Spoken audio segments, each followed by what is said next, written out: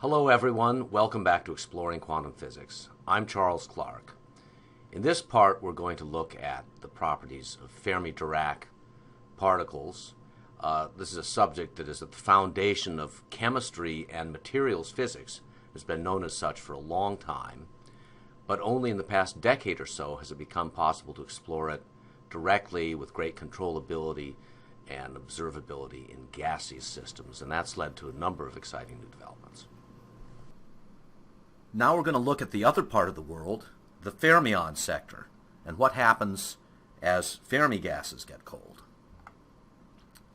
This investigation was started by Fermi just a year or so after Einstein thought of his theory of the ideal gas, and Fermi took a very similar approach. Start with an ideal gas, then construct the quantum states of motion. But now the big difference from Einstein's theory is that Fermi suggested that one look at an alternative quantum hypothesis for many particle systems, which is that no more than one atom can occupy any given state. This is now the prescription for what we call Fermi Dirac statistics, and the particles that obey those statistics are fermions, the electron, the proton, the neutron. In fact, ordinary matter is made up of fermions. If you have pairs of fermions, they're a boson, but nevertheless, the fundamental particles that are most important for our lives with massive particles are fermions.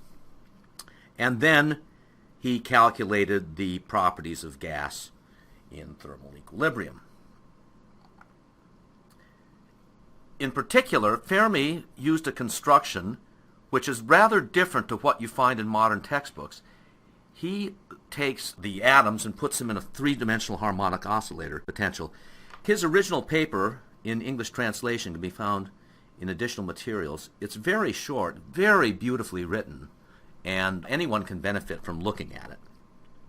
Anyway, this hypothesis that no more than one atom can occupy a given quantum state thereby results in a very different low-temperature limit than we have for bosons. So for bosons, we have BoseEinstein Condensation, and all atoms go into the ground state of the system when the degeneracy regime is attained. That is, when the phase space density is greater than 1.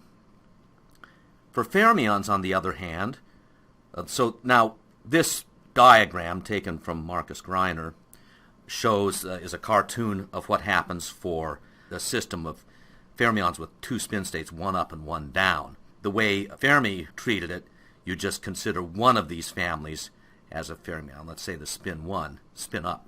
So if you take the spin up, if you have spin up particles, then you have to load up all the levels of the trap until you exhaust the number of particles. And that means that the zero temperature state has a very high total energy. So as you approach zero temperature from above, what happens is you form this hard wall of fermions, and you can't make the system any colder by removing the energetic atoms, because the zero temperature state has all these levels occupied. There are so many important implications of Fermi's idea. I mean, basically all of chemistry depends upon what's called the Pauli exclusion principle, which is that you can only have one electron per quantum state, or two per quantum state if you have both spins.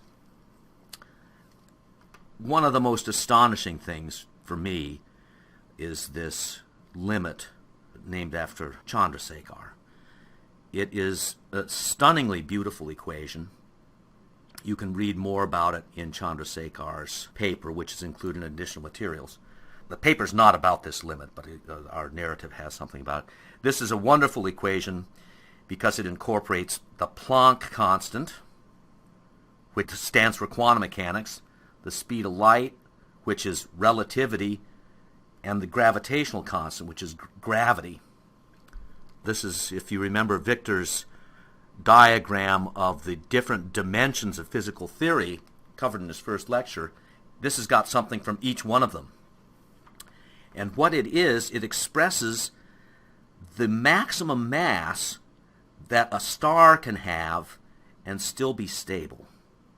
And when this was first published in the scientific literature, and I think Chandrasekar was 19 years old when he wrote this expression out, it shocked the astronomy community because it implied that there would be runaway collapse and the existence of black holes, because you can always add more matter to a star just by a stellar collision or something. Being gravitational attraction will enable you to load as much matter onto a star as you possibly can. But Chandrasekar showed that with the Fermi statistics that provide the support against gravity, there's a critical mass beyond which one would get gravitational collapse.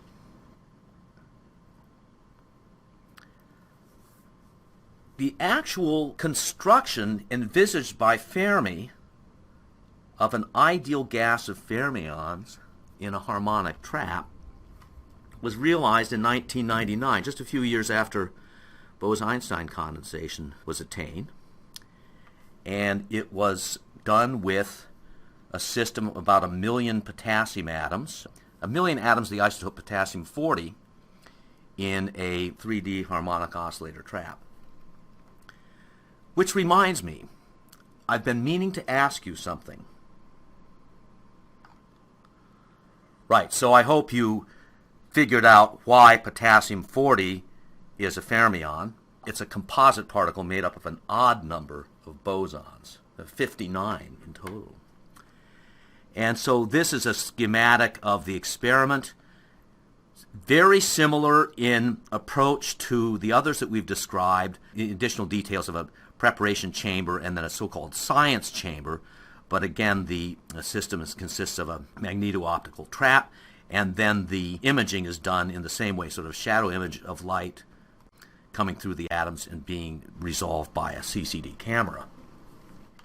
And the key finding in this experiment was an evaporative cooling curve. So there's a process of cooling by evaporating the potassium atoms from the trap. That evaporative cooling is discussed in a very easily accessible way in Eric Cornell's paper, Bose-Einstein Condensation, in our additional materials.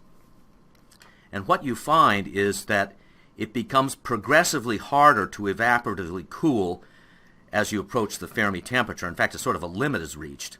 And this is, again, because in evaporative cooling, what you're doing is in the trap you have lots of hot atoms as well floating around, and you cut them away. And then there's a rethermalization, which means that the temperature goes down because you've taken the hot material out of the system. So that leads to cooling.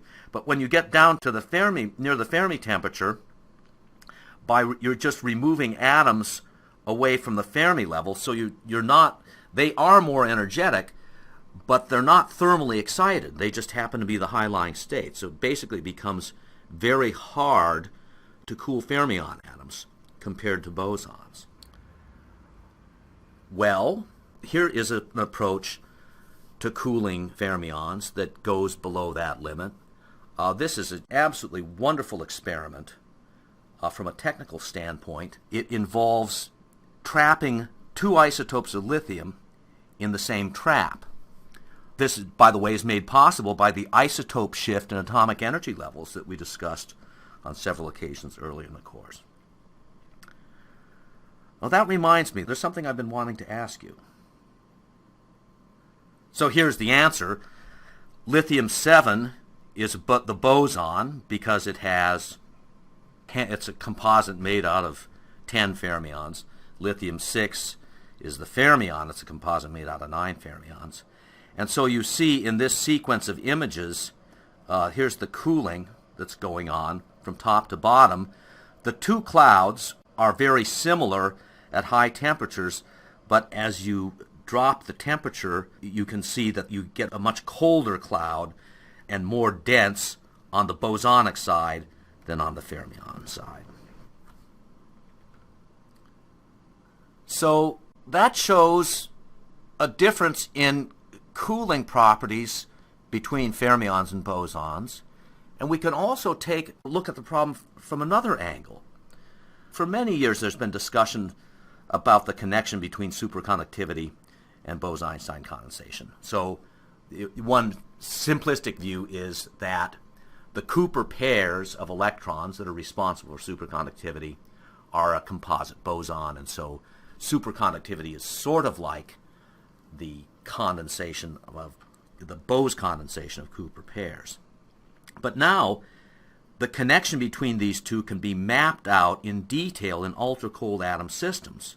In a superconductor, we just have the electrons and the temperature. We can't really vary the pairing interaction in a controllable way. But in a system of ultra-cold atoms, in this case lithium-6, as was discussed in the previous slide, the interaction energy between atoms can be modified by a Feshbach resonance. Effectively, it's a sort of a resonant process of increasing the strength of pairing between the atoms in the sample. So in this case, one is looking at a phase diagram, pressure as a function of the interaction energy that's varied, and one can move between the BCS regime of superconductivity of pairs, loosely bound pairs of electrons, or pairs of atoms here, but this is, the Cooper pairs, as discussed in Victor's lecture, reside in this regime. And then by increasing the interaction potential, one can move into the BEC region, where now you have basically dimers formed of these fermionic atoms, and they become like a composite boson, and so you see Bose-Einstein condensation there. So we'll conclude with a very brief survey of the state of the art in quantum gases in the final part of this lecture.